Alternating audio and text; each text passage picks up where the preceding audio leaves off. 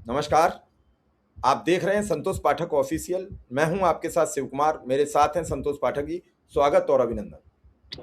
बहुत बहुत धन्यवाद शिव जी और तमाम दर्शकों को नमस्कार। और आज राहुल गांधी को एक चीज तो समझ में आ गई होगी, एक फोन की अहमियत क्या होती है। एक फोन ही तो करना होता है, देश की राजनीति बदल जाती है। नरेंद्र मोदी और अमित शाह ने सोचा भी नहीं होगा कि वो एक फोन हो जाएगा और उसके बाद मोदी और शाह के मंसूबे धरे के धरे रह जाएंगे। शाह ने सोचा कि बंगाल वाला काम निपटा लेते हैं, उसके बाद दूसरे मिशन पर लगेंगे। उधर वो बंगाल वाला काम निपटाने के लिए बैठे रहे, शुभेंदु अधिकारी को मुख्यमंत्री चुन लिया। लेकिन उधर एक फोन ने नरेंद्र मोदी और अमित शाह के मंसूबों पर पानी फेर दिया। राहुल गांधी मोदी और अमित शाह पर एक लंबे अरसे बाद भारी पड़ गए। और आज के बाद अगर इसी तेवरों के साथ, इसी अंदाज के साथ फोन घुमाते रहे या फोन लगवाते रहे राहुल गांधी, तो देश की राजनीति पूरी तरह से बदल जाएगी। शिव जी एक बड़ी स्टोरी लेकर आए हैं, लेकिन उसकी चर्चा की शुरुआत करने से पहले आज पता नहीं क्यों एक दिल की बात कहने का मन कर रहा है। प्रधानमंत्री मन की बात कहते थे ना, बीजेपी के एक बड़े पुराने कार्यकर्ता का फोन आया कि भैया हमारी हालत तो भारतीय जनता पार्टी ने मुसलमानों की तरह बना दी है। मैंने हंस के कहा क्या कर दिया? तो कह रहे बताइए, हम ही लोग तो कहा करते थे ना मुसलमानों को कि समाजवादी पार्टी ने तुम्हें दरी उठाने बिछाने के लिए रखा है, राष्ट्रीय जनता दल ने तुम्हें दरी बिछाने के लिए रखा है, कांग्रेस पार्टी ने तुम्हें दरी बिछाने के लिए रखा है, आओ भाजपा के साथ जुड़ो, सबका साथ सबका विकास सबका विश्वास, हम ही लोग कहते थे। अब तो ऐसा लग रहा है कि भाजपा ने संघियों को, अखिल भारतीय विद्यार्थी परिषद के लोगों को और मूल मूल भाजपाइयों को सिर्फ दरी बिछाने और लाउड स्पीकर लगाने के काम में और जय जय जयकारा लगाने के काम में रख दिया है। मैंने पूछा ऐसा क्या हो गया? कह रहा बताओ, अब तो एक के बाद भैया असम में सरकार बनी तो पहला मुख्यमंत्री किसको बनाया? जो नेता असम गण परिषद से आया था। फिर दूसरा मुख्यमंत्री किसको बनाया? जो कांग्रेस से आया था, खाटी कांग्रेसी नेता, प्योर खाटी कांग्रेसी नेता हेमंता बिस्व शर्मा। इतने वर्षों बाद बिहार में पहली बार अपना मुख्यमंत्री बनाने का मौका मिला तो किसको बनाया? राष्ट्रीय जनता दल से आने वाले सम्राट चौधरी को। और हमारे बेचारे प्योर भाजपाई विजय सिन्हा का पहले डिप्टी सीएम का पद छीना, फिर सुरक्षा छीन लिया, फिर मंत्रालय भी छीन लिया। अब वो डेली कैबिनेट की बैठक में जलील होंगे, उनका विभाग भी बदल दिया है।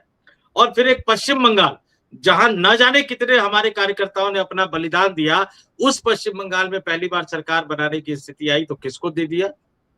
कांग्रेस पार्टी से राजनीति की शुरुआत करने वाले, तृणमूल कांग्रेस में जाने वाले, पूर्व कांग्रेसी, पूर्व तृणमूल कांग्रेसी शुभेंदु अधिकारी को।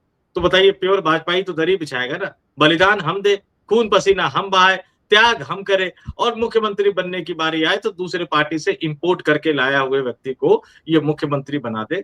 और वैसे भी मोदी जी को इंपोर्टेड माल, आयातित माल से बहुत ज्यादा लगाव है। अमेरिका के सामने झुक नहीं पा रहे, उठ नहीं पा रहे हैं। चाइना ने अपने कूड़े कबाड़ से इस पूरे देश को भर के रख दिया है। कोई आवाज निकलने की तैयारी नहीं हो रही है।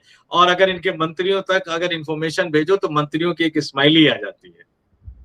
अभी लिखूंगा मैं उनको, तो मतलब मंत्रियों की स्माइली ये बताती है, वो कह रहे हैं कि अरे भैया काहे चाइनीज कंपनी से भिड़ा रहे हो, हमारे प्रधानमंत्री सरेंडर कर चुके, तुम काहे चाइनीज कंपनी से भिड़ा रहे हो। तो एक बड़ी बात है। लेकिन इस बीच सिर्फ एक फोन ने क्या खेला कर दिया, वो जरूर हम दर्शकों को बताएंगे और हमेशा की तरह शुरुआत शिव जी करेंगे। वो तो भाजपाइयों का एक दर्द था, मेरा थोड़ा सा लगाव ज्यादा है क्योंकि भाजपा लंबे समय तक कवर की है। तो वो कहते हैं कि भैया हमारे दर्द को सामने रख देना, मोदी जी आपको देखते हैं। पता नहीं मोदी जी देखते हैं नहीं देखते, लेकिन इन भाजपाइयों का दर्द कम से कम 2.5 साल के लिए कर देते। 2.5 साल बाहर से आने वाला व्यक्ति मुख्यमंत्री बनेगा और 2.5 साल प्योर भाजपा ही मुख्यमंत्री बनेगा। कुछ इस तरह का सिस्टम बना दो। वैसे भी देश में 6-6 महीने की परंपरा की शुरुआत तो इसी भाजपा ने की थी। दर्द जब हद से गुजर जाए तो गा लेते हैं। तो भाजपा वाले गाएं, ढोलक बजाएं। ये अभी की कहावत थोड़ी, ये तो पुराना गाना है। और गाने में मस्त भी रहते हैं आरएसएस और बीजेपी के लोग, नारे लगवाओ गाने। और ये जो स्थिति भाजपा की बनी है सांस्कृतिक प्रोग्राम से ही बनी। जब से कांग्रेस ने, समाजवादी पार्टी ने सांस्कृतिक कार्यक्रमों से दूरी बनाई, मुलायम सिंह यादव के साइकिल पर सवार, बाइक पर सवार, गाड़ियों पर सवार सांस्कृतिक कार्यक्रम की टोलियां गांव गांव घूमती रहती थी, मुलायम सिंह के काम बताती रहती थी। समाजवादी पार्टी ने इससे दूरी बनाई। वो सीधा सीधा उनके पास जो एक है सांस्कृतिक कार्यक्रम का एक नेता, वो सीधा जिताता है, इधर उधर बात नहीं करता है। और कांग्रेस में तो बंद ही हो गया, कांग्रेस का सेवा दल खत्म हो गया, कांग्रेस खत्म हो गई। अब इस सब के बीच एक ऐसा कारनामा कल कर दिया राहुल गांधी ने कि पूरे इंडिया गठबंधन में हड़कंप मचा हुआ है। हड़कंप क्यों ना मच जाए, लोगों को यह खतरा लगने लगा कि हमारे राज्य में भी कोई कहीं अखिलेश सोच रहे होंगे कि बसपा जीत गई 190 सीटें और कांग्रेस हमारे साथ जीत के आ गई 20 सीटें, तो पता नहीं कांग्रेस बसपा के साथ चलिए। मैं संतोष जी आपको बता रहा हूं उदाहरण समेत, तो इससे पहले से सतर्क हो जाओ। ममता बनर्जी ने अगर राहुल गांधी के साथ मिलकर चुनाव लड़ा होता तो ये परिणाम नहीं होते। मुझे नहीं मालूम सरकार किसकी बनती, लेकिन ये परिणाम नहीं होते 100%। महाराष्ट्र में राहुल गांधी की चली होती तो महाराष्ट्र में ये गत बीजेपी नहीं कर पाती। वो जो फ्रेंडली फाइट नहीं हुई दर्जनों सीटों पर, तो फाइट टाइट हो गई, फ्रेंडली सब जेंडली हो गए और सब काम खत्म हो गया, खेल खत्म, पैसा हजम। यही बिहार में हुआ भाई। 243 सीटों में से 10 सीटें तो पहले ही हार गए फ्रेंडली फाइट में। अब 233 में से तुम्हें बहुमत, और अभी आपने को बताएं कि तेजस्वी जब दिल्ली आए, दिल्ली जाने के बाद उनका चुनाव का सिस्टम गड़बड़ा गया था और उन्होंने भी कांग्रेस के प्रदेश प्रभारी को उनके पिताजी ने रूम में नहीं घुसने दिया, अपमानित किया। जनता सब जानती है और आपके एक एक वीडियो को 200 बार ये टीवी वाले चला के आपको सड़क पर खड़ा कर देते हैं। और आप वाले जो है वो आपकी एक भी कमी है, जैसे आज कमी है इंडिया गठबंधन टूट रहा है, स्पेशल कवरेज न्यूज, संतोष पाठक ऑफिशियल, शिव कुमार मिश्रा ऑफिशियल, खुलेआम बताएंगे आपको इंडिया गठबंधन टूट रहा है। अरे मेरी खबर थोड़ी है, आप तोड़ रहे हो, हम क्यों छुपा लें? हम ये कहेंगे बहुत अच्छा इंडिया गठबंधन एक हो जाएगा, परसों एक हो जाएगा और अखिलेश यादव नहीं मिलके लड़ेंगे, हम क्यों बताएं? आप तोड़ रहे हो तो हम बताएंगे जनता को, आप इकट्ठे रहोगे हम इकट्ठे बताएंगे। तो कुल मिला के मेरे कहने का तात्पर्य है कि आप तोड़ रहे हो तो जोड़ेगा कौन? तो हो सकता है अखिलेश यादव को यह डर लग रहा हो कि बसपा मान लीजिए हमसे ज्यादा जीत जाए, कल सरकार बनाने की नौबत आए, कांग्रेस चली जाए तो हम किधर के रहेंगे? डर तो सबको लगता है। और ऐसा नहीं है, कांग्रेस का मंसूबा ये पूरा नहीं हुआ, क्षेत्रीय दल खत्म नहीं कर पाई, लेकिन कांग्रेस का मंसूबा कर रहा है कौन पूरा? बीजेपी।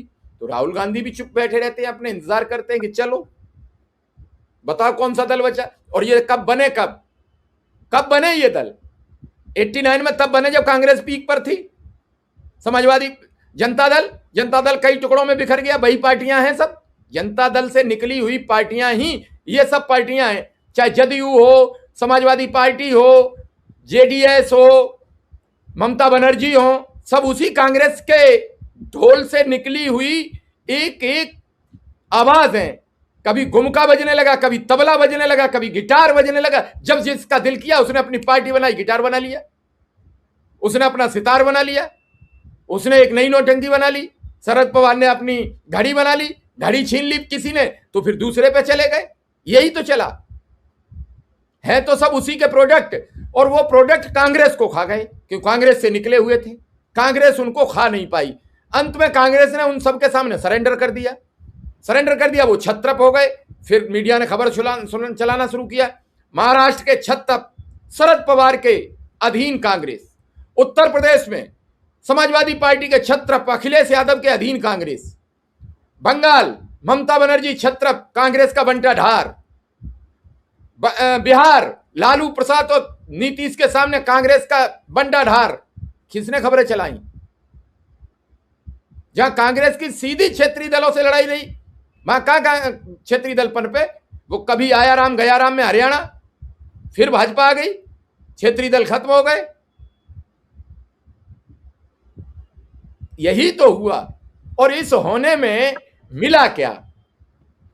आज कांग्रेस ने टीवी के साथ जाकर कोई गुनाह कर दिया है।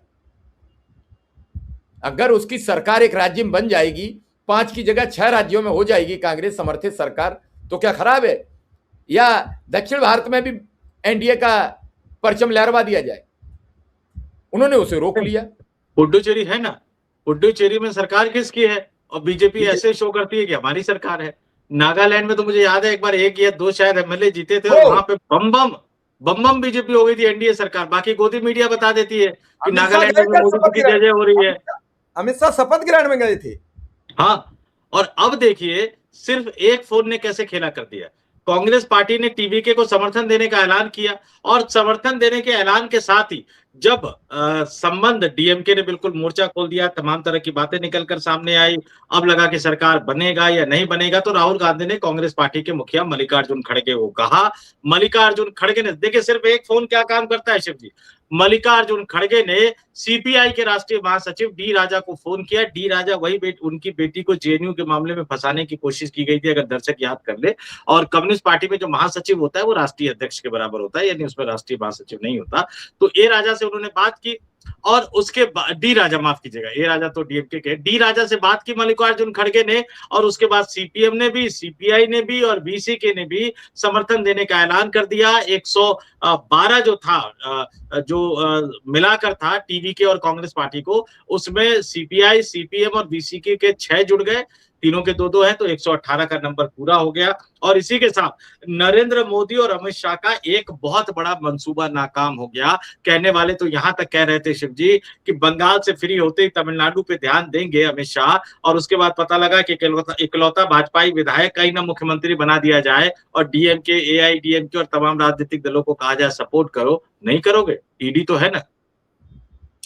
तो देखिए, राहुल गांधी की एक बड़ी जीत है।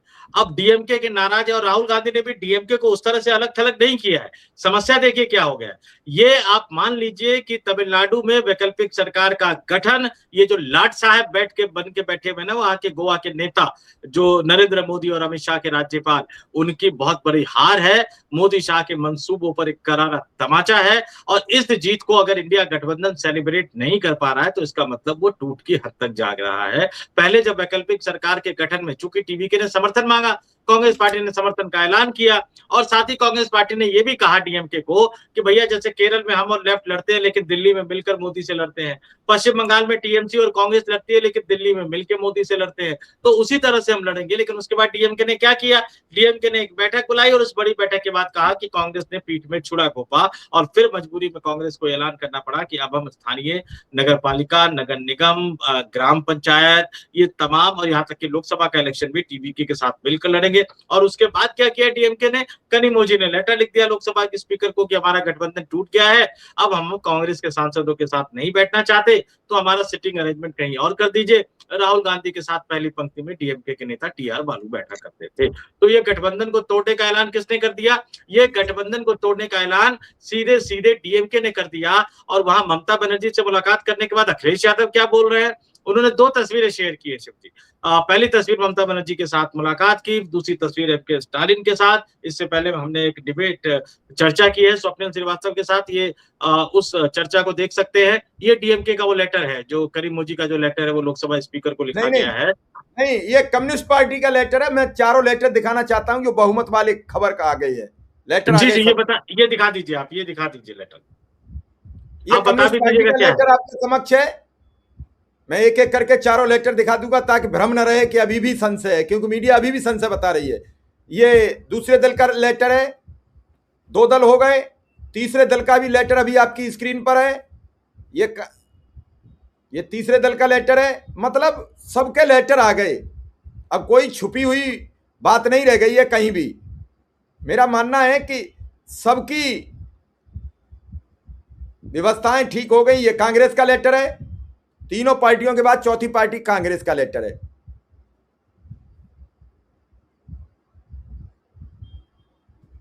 तो आप अब देखिए, विचार कीजिए। अब कोई छुपी हुई बात नहीं है। बहुमत हो गया, बहुमत का आंकड़ा पार कर लिया है। अब इस बहुमत के आंकड़ा पार करने के बाद आरएसएस के एक लीडर कह रहे हैं, जो बीजेपी के संगठन महामंत्री है, कि एक अंडा टूट गया।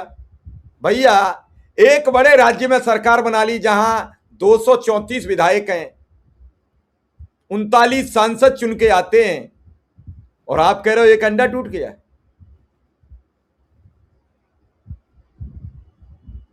मैं तो मानूंगा राहुल गांधी की बड़ी जीत है संतोष जी। नहीं, याद भी उनको अंडे की आई है। वो बंगाल की कुमारी अभी उतर नहीं पा रही है। मैं इस पर नहीं कहूंगा, फिर सनातन का अपमान हो जाएगा। वो सनातनी है, वो पक्के मतलब हिंदू हैं, और वो कौन कौन से हिंदू बताए जाते हैं, वो हिंदुत्व के पुरोधा हैं। मैं तो हिंदू हूं, मैं गलत शब्द नहीं बोल सकता। मैं अंडे को लेकर क्यों बोलूं? मैं अंडे को लेकर क्यों बोलूं? हाँ, बंगाल की कुमारी अभी अंडे की याद आई है। यूपी में आएंगे तो मीट मछली मटन और अंडा सब भूल जाएंगे। और आपने शायद कुछ पत्रकारों का जिक्र किया, मैं बता दूं कि उनमें से एक बड़े पत्रकार है, जहां तक मैं समझ पा रहा हूं, एक बहुत बड़े बीफ कारोबारी की सिफारिश लेकर वो बेचैन रहते हैं हमेशा मुख्यमंत्री से मिलने के लिए। अब दर्शक समझ जाएंगे बहुत सारी चीजें और कौन सा वो बीफ का कारोबारी है। और बीजेपी को भी पता करना चाहिए कि अगर कोई पत्रकार बीफ अरे के कारोबारी का इस तरह से, कई लोग तो मुस्लिम साथियों को लेकर देश में राष्ट्रवाद चला रहे हैं, वो भी पत्रकारी है। हाँ वो भी है। अब आगे देखिए इसमें क्या है, ये अब 118 हो गया है। और ये तमिलनाडु सिर्फ तमिलनाडु नहीं है शिव जी, जरा मैं क्यों संघ परेशान हो गया है और संघ भी क्यों भौचक्का रह गया है। तमिलनाडु वो प्रदेश है जहां के कन्याकुमारी से प्रधानमंत्री लोकसभा का चुनाव लड़ना चाहते थे, 2024 का चुनाव। और इसको लेकर कई साल पहले 2024 के चुनाव से पहले शिक्षा मंत्रालय में एक अहम बदलाव करते हुए उन्होंने लगाया किसको, धर्मेंद्र प्रधान को। काशी तमिल संगमम शुरू किया गया और जो तमिलनाडु के कोटे से केंद्र में मंत्री बने थे उनको तवज्जो दी गई। पहले अनुसूचित जाति आयोग में लाया गया, फिर केंद्र में मंत्री बना दिया गया, अहम मंत्रालय उनको दिए गए, उनका कद बड़ा करने की कोशिश की गई। और बनारस जो कि उनका वर्तमान संसदीय क्षेत्र है उससे तमिलनाडु को कनेक्ट करने की कोशिश की गई। तमिलनाडु में भगवान शिव को मानने वाले बहुत है, तो उस वाराणसी की जो पहचान है उसको इनकैश करने की कोशिश की गई। आपको याद होगा कि चेन्नई की सड़कों पर वित्त मंत्री निर्मला सीतारमण सब्जी खरीदती हुई नजर आ रही थी। तो ये इरादा था कि तमिलनाडु में बम्बार्डिंग कर देंगे, एक जगह से निर्मला सीतारमण लड़ जाएंगी, बाकी बड़े नेताओं को उतार देंगे, कन्याकुमारी से खुद प्रधानमंत्री मोदी उतर जाएंगे। और जिस तरह से 2014 में वाराणसी से मोदी ने लड़के पूरे उत्तर प्रदेश की जनता को भरमा दिया कि गंगा मैया ने बुलाया है, उसी तरह से तमिलनाडु की जनता को भरमा देंगे। लेकिन जब चुनाव से पहले सर्वे करवाया तो पता लगा कि मोदी जी तमिलनाडु कन्याकुमारी से लड़ेंगे तो जीतना तो दूर, हो सकता है जमानत भी जब्त हो जाए। निर्मला सीतारमण के बारे में भी यही खबर आई तो निर्मला सीतारमण ने पिंड छुड़ा लिया कि नहीं जी मेरे पास तो लोकसभा चुनाव लड़ने के लिए पैसा नहीं। यानी निर्मला सीतारमण ने इनडायरेक्टली लोकसभा चुनाव लड़ने वाले हर उम्मीदवार को बेईमान बता दिया। अब बताइए मोदी जी भी तो लड़ते हैं लोकसभा चुनाव, तो क्या ज्यादा पैसा खर्च करते हैं क्या? ये तो निर्मला सीतारमण का वही था। तो मोदी जी उस मंसूबे को पूरा नहीं कर पाए, बंगाल में सरकार बन गई। अब जो सबसे बड़ा मंसूबा आरएसएस का था कि तमिलनाडु में सरकार बनती, अगर वो खिचड़ी की सरकार बनती, उठापटक की सरकार बनती या राष्ट्रपति शासन लगता तो शायद इनके पास कुछ किंतु परंतु करने का मौका होता। और ये सिर्फ और सिर्फ सत्ता चाहते हैं शिव जी। कई लोग कहेंगे कि एक ही विधायक कैसे बना सकते हैं? अरे जब ये जम्मू कश्मीर में पीडीपी के साथ मिलकर सरकार बना सकते हैं सिर्फ सत्ता के लिए, तो तमिलनाडु में कुछ भी कर सकते हैं। राहुल गांधी अभी पद यात्रा पर है, इस समय गुरुग्राम में पैदल यात्रा कर रहे हैं। उन्होंने बड़ा बयान दे दिया है। उन्होंने कहा है कि हरियाणा से लेकर महाराष्ट्र, मध्य प्रदेश सारे चुनाव इन्होंने वोट चोरी से जीते हैं, बंगाल, बिहार। अब इनका वक्त आ गया है और मैं उनकी चोरी खोल के रख दूंगा, मैं इन्हें गद्दी से उतार कर मानूंगा। बड़ा बयान है। फिर भी वो आदमी रुक नहीं रहा है, झुक नहीं रहा है और अपने अपने हिसाब से देख रहे हैं लोग। संतोष जी, बड़ा बयान। राहुल गांधी के लिए तो मेरे पास सिर्फ दो ही सलाह रहती है शिव जी। 10 मिनट उन्हें खर्च करने चाहिए, ज्यादा नहीं खर्च करने हैं। 10 मिनट में वो पहला फोन घुमाए चंद्रबाबू नायडू को, पूछे कि भैया क्या चाहिए, अडानी पे कार्रवाई करना चाहते हो, जगनमोहन रेड्डी को जेल भेजना चाहते हो, तो जगनमोहन रेड्डी की सरकार के कार्यकाल में ही अडानी ने जो रिश्वत दी थी उसका एफआईआर अमेरिका में दर्ज किया हुआ है। आओ हमारी तरफ सरकार बनाओ, तुम्हें तो बहुमत की जरूरत भी नहीं है, बहुमत तुम्हारे पास है, और मामला दर्ज करो, जगनमोहन रेड्डी को भी गिरफ्तार करो, गौतम अडानी को भी गिरफ्तार करके जेल के अंदर ठूसो। बस 2 मिनट का काम हो गया। दूसरा फोन उनको करना है नीतीश कुमार को। क्या चाहते हैं आप? मुख्यमंत्री बनना चाहते हैं, केंद्र में आना चाहते हैं, बेटे को बनाना चाहते हैं? आइए, आपको जो चाहिए हम देते हैं आपको, आइए। और उसके बाद खुद फोन करने की जरूरत नहीं है। खड़गे साहब को कहे, अखिलेश यादव से बात करिए, ममता बनर्जी से बात करिए, एमके स्टालिन से बात करिए, हेमंत सोरेन से बात करिए, तेजस्वी यादव से बात करिए। 10 मिनट में पूरे के पूरे देश की राजनीति बदलती हुई नजर आएगी। 2024 में ही अगर ये 2 फोन कर दिए होते तो शायद मोदी तीसरी बार प्रधानमंत्री नहीं बनते। और मैं फिर कह रहा हूं, ये स्थिति विकट स्थिति है। आपातकाल में जेल से निकलने के बाद, आपातकाल इमरजेंसी खत्म करने के जेल से निकलने के बाद शिव जी, संघ के नेता बैठे, भारतीय जनसंघ के उस समय अटल आडवाणी, कम्युनिस्ट पार्टी के नेता बैठे, तमाम अन्य दलों के नेता बैठे, नॉर्थ एवेन्यू के एक फ्लैट में मीटिंग हुई, सांसद वाले फ्लैट में, और 24 घंटे में यह फैसला हो गया कि ये राजनीतिक दल विलय करके एक नई पार्टी बनाएगी, जनता पार्टी। क्यों? क्योंकि उस समय अस्तित्व का संकट था, उस समय देश के लोकतंत्र का संकट था। आज तो उससे भी बड़ा गंभीर संकट है। इंदिरा गांधी ने कम से कम घोषित तो किया था, राष्ट्रपति से हस्ताक्षर करवा के तो आपातकाल लागू किया था। इस समय कौन सा आपातकाल है? सुप्रीम कोर्ट के जज रो रहे हैं कि चुनाव आयुक्तों की नियुक्ति जितनी तेजी से हो जाती है, उतनी तेजी से सुप्रीम कोर्ट के जजों की नियुक्ति नहीं हो रही। अरे कैसे होगी सुप्रीम कोर्ट के जजों की नियुक्ति जब आप संविधान को ही लागू नहीं करवा पा रहे हो, आप सरकार के सामने अड़ नहीं पा रहे हो। और बड़ी विडंबना है अगर सुप्रीम कोर्ट के पूर्व मुख्य न्यायाधीश भी अगर राज्यसभा और इन सब चीजों के चक्कर में पड़ जाए। ये कई बड़े सवाल है। अब राहुल गांधी को सिर्फ 10 मिनट देना चाहिए और ये फोन घुमाना चाहिए। आप मान कर चल लीजिए कि देश की राजनीति बदल जाएगी। या फिर एक बात और कहता हूं, अगर उनको लगता है कि उनको लीड नहीं करना है और इन सब लोगों को फोन नहीं करना है, तो सिर्फ एक फोन करे। उनको पता है किसको करना है, भारतीय जनता पार्टी के एक दिग्गज नेता को, और उनसे कहे कि भैया हमारे पास तो 100 है, बाकी इधर उधर के और जुड़ जाएंगे। आप कितने तोड़ सकते हैं भाजपा में, तोड़ के लाइए। हम आपको सरकार बनाने का समर्थन देने के लिए, समर्थन पत्र देने के लिए तैयार है। वो भाजपा का नेता ही मोदी को सत्ता से हटाने के लिए आगे बढ़ जाएगा। राहुल गांधी को पता है मैं कौन से नेता का जिक्र कर रहा हूं। बिल्कुल बिल्कुल। अनौपचारिक तौर पर 1-2 राउंड की बातचीत भी हुई है, लेकिन फोन घुमाना पड़ेगा। और एक फोन क्या चमत्कार कर सकता है, ये तमिलनाडु में उनको पता लग गया। कर ले 2-3 फोन, क्या पता देश की राजनीति बदल जाए। और उनका सपना है ज्ञानेश कुमार को जेल भेजने का, वो भी साकार हो जाएगा। गौतम अडानी को जेल भेजने का, वो भी साकार हो जाएगा। अमित शाह को जेल भेजने का, वो भी साकार हो जाएगा। हाँ, मोदी को जेल भेज पाएंगे या नहीं भेज पाएंगे, मैं थोड़ा सा डाउट में हूं, क्योंकि मोदी पहले भी गुजरात के मुख्यमंत्री रहते हुए बचे थे कांग्रेस के एक नेता के कारण ही। और मोदी आज भी कांग्रेस के बहुत सारे नेताओं को, वो व्यक्तिगत रिश्ते नहीं खराब करते हैं शिव जी। ये नरेंद्र मोदी साहब की खासियत है। व्यक्तिगत रिश्ते वो कभी खराब नहीं करते। मुसीबत में फंसेंगे तो पता लगा कि सोनिया गांधी के आगे भी दंडवत हो जाएंगे कि बचा लीजिए मुझे। तो कुछ भी हो सकता है। चलिए, इस प्रोग्राम को यहीं विराम देंगे और दर्शकों से जानना चाहेंगे कि मोदी और क्या करेंगे और राहुल कैसे उन्हें रोक पाएंगे। आपके पास भी कोई अगर थ्योरी है, आपके पास भी कोई सजेशन है, तो हमें जरूर भेजिए और आपका सजेशन हम राहुल गांधी तक भेजने का प्रयास करेंगे। मोदी तक हम भेज नहीं सकते, मोदी हमारी सुनते नहीं है, तो हम गलत बयान लेते नहीं है, लेकिन राहुल तक भेजने का प्रयास करेंगे। आप सबका आभार, धन्यवाद, नमस्कार। संतोष जी, आपका भी आभार, धन्यवाद, नमस्कार। नमस्कार।